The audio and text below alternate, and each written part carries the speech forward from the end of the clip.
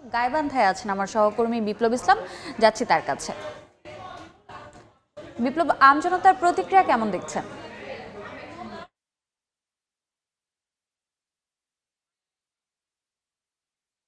গাইবান্ধার ৫টি আসনে কিন্তু গতকাল একেবারে সুষ্ঠু সুন্দর পরিবেশে কিন্তু নির্বাচন অনুষ্ঠিত হয়। এই নির্বাচনে আমরা দেখেছি যে জেলার যে ৫টি আসন রয়েছে, এই ৫টি আসনের মধ্যে কিন্তু ৪টিতেই বাংলাদেশ জামাতে ইসলামী মনোনীত প্রার্থীরা জয়ী হয়েছেন এবং গাইবান্ধা ৪ একটি আসনে কিন্তু বিএনপি মনোনীত প্রার্থী জয়ী হয়েছেন। আমরা যদি বলি যে ৫টি আসনের প্রায় কিন্তু ৬০% ভোটার কিন্তু তারা ভোটাধিকার প্রয়োগ করেছেন এবং এই যে ভোট সকাল থেকে যে ৪:৩০ পর্যন্ত ভোট চলে, সেই ভোটে কিন্তু তেমন কোনো অপ্রীতিকর ঘটনা ঘটেনি। শুধু বিভিন্ন কেন্দ্রে কিন্তু ৪ জন জাল ভোট দেওয়ার অভিযোগে কিন্তু তারা আটক হয়েছিল। তাছাড়া কিন্তু একটি সুষ্ঠু সুন্দর পরিবেশে ভোট গ্রহণ অনুষ্ঠিত হয়েছে।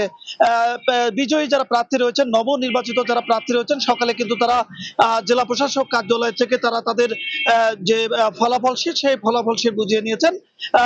আমি কথা বলছিলাম গাইবান্ধা ৪ আসনের বিএনপির যিনি জয়ী হয়েছেন শামীম কাসা লিংকন এবং জামাতে ইসলামের আমির গাইবান্ধা সদর আসনের নবনির্বাচিত সংসদ সদস্য, তারা কিন্তু জানিয়েছেন যে দলমত নির্বিশেষে তারা এখন জয়ী হয়ে কিন্তু তারা দলমত নির্বিশেষে এখন তারা কাজ করবেন। আমি যদি বলি যে ৫টি আসনেই কিন্তু এখন উৎসবের আমেজ বিরাজ করছে।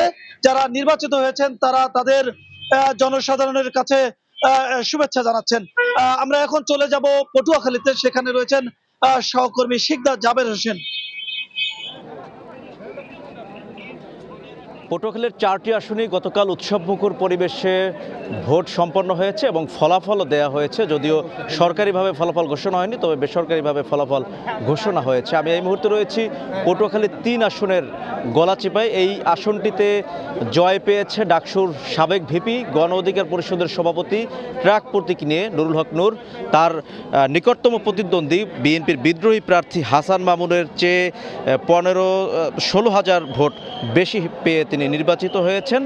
আমরা আসলে এই আসনটিতে দেখেছি যে তার যে জয়, সেটি ঘিরে নেতাকর্মীদের মধ্যে উল্লাস বইছে। কিছুক্ষণ পূর্বে জুমার নামাজ শেষ করে নুরুল হক নূর আসলে তিনি কিন্তু এই মসজিদ থেকে বের হচ্ছেন। আমরা দেখছি নেতাকর্মীরা অপেক্ষা করছেন ফুল নিয়ে তাকে বরণ করার জন্য। সেটি আমরা ক্যামেরার চোখে সরাসরি দেখানোর চেষ্টা করছি। কিছুক্ষণ পূর্বে আমরা দেখেছি বিভিন্ন জায়গা থেকে স্লোগান নিয়ে নুরুল হক নূরকে বরণ করার জন্য নেতাকর্মীরা এখানে সমবেত হয়েছেন। সেটি কিন্তু আমরা এখন ক্যামেরার চোখে দেখানোর চেষ্টা করছি আপনাদেরকে। আপনারা দেখছেন আসলে নুরুল হক নূরকে ঘিরে নেতাকর্মীদের মধ্যে উচ্ছ্বাস বইছে। তারা কিন্তু তাদের নেতাকে ফুল দিয়ে বরণ করে নেয়ার জন্য কিন্তু চেষ্টা করছেন। সেটা কিন্তু আমরা দেখানোর চেষ্টা করছি।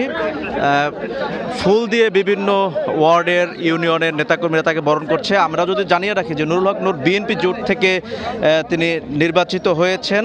এখানে বিএনপি যে তাদের আসন সমঝোতা করেছে, সেখানে নুরুল হক নূরের আসনটিও ছিল। আমরা সেটি কিন্তু আসলে আপনাদেরকে দেখানোর চেষ্টা করছি। আসলে নুরুল হক নূর ট্রাক প্রতীক নিয়ে ৯৭,৩২৩ ভোট পেয়েছেন। তার নিকটতম প্রতিদ্বন্দ্বী বিএনপির বহিষ্কৃত নেতা ৮১,৩৬১ ভোট পেয়ে তিনি পরাজিত হয়েছেন। নুরুল হক নূর তার নিকটতম প্রতিদ্বন্দ্বীর চেয়েও ১৫,৯৬২ ভোট বেশি পেয়েছেন। আমরা একটু নুরুল হক নূরের সঙ্গে কথা বলার চেষ্টা করব। তার সঙ্গে একটু কথা বলার চেষ্টা করব, আপনাদের দেখানোর চেষ্টা করব। আসলে নূর ভাই, আপনি জয়লাভ করেছেন, আপনার প্রতিক্রিয়া একটু আমরা জানতে চাই। পরে প্রথমে আল্লাহর কাছে শুকরিয়া আদায় করছি এবং গলাচিপা ১০ মিনার মানুষের প্রতি কৃতজ্ঞতা প্রকাশ করছি যে তারা তাদের সন্তানের প্রতি আস্থা রেখেছে। আপনি জানেন যে বাংলাদেশের অত্যন্ত একটি প্রতিকূল রাজনৈতিক সময় মানুষের অধিকার আদায়ের জন্য আন্দোলন সংগ্রাম করতে গিয়ে আমি অনেকবার আহত হয়েছি, রক্তাক্ত হয়েছি। মানুষের ভালোবাসার দোয়ায় সুস্থ হয়ে উঠেছি।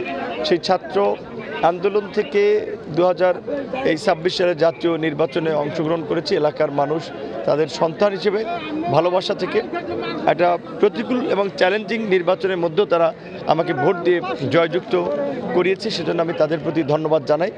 এবং সরকারকে ধন্যবাদ জানাই, নির্বাচন কমিশনকে ধন্যবাদ জানাই যে বাংলাদেশের এই ত্রয়োদশ সংসদ নির্বাচন বাংলাদেশের জন্য, জাতীয় জীবনের জন্য একটি গুরুত্বপূর্ণ অধ্যায় ছিল। আজকে সেই নির্বাচন যারা সুষ্ঠুভাবে সম্পন্ন করেছে এবং আমরা সেই নির্বাচনে এমপি হতে পেরেছি।